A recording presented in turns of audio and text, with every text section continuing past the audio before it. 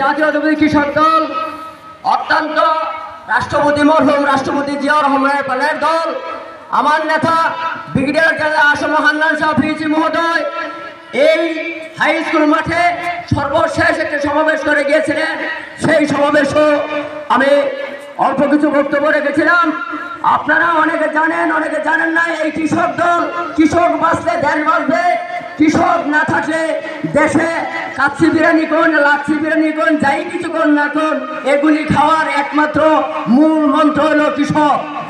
বাংলাদেশ জাতীয়তাবাদী কৃষক দলের মরহুম রাষ্ট্রপতি জিয়াউর রহমান গাজীপুর জেলা কৃষি সমাবেশ করে এবং গাজীপুর জেলাতে যে কৃষক সমাবেশ করে উনি ধান গবেষণা করেছেন একমাত্র মরহুম রাষ্ট্রপতি জিয়াউর রহমান। সেই ধান ফলন করে এই বাংলাদেশ থেকে চাউল রপ্তানি করেছিলেন। এরপরে ইতিহাসে আর কোনো প্রমাণ নাই। যাই কিছু গলাবাজি করে গিয়েছেন, সাথী ছাত্র দলের নেতারা বলেছেন 17 বছর এইখানে আমরা কোনো কথা বলতে পারি নাই, কোনো জায়গায় কথা বলতে পারি নাই।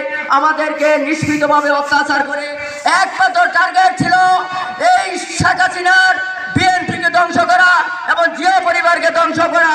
এখানে নেতৃবর্গরা আছেন।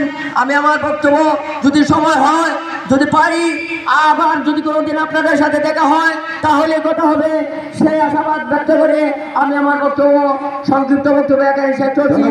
আলহামদুলিল্লাহ রাব্বিল আলামিন।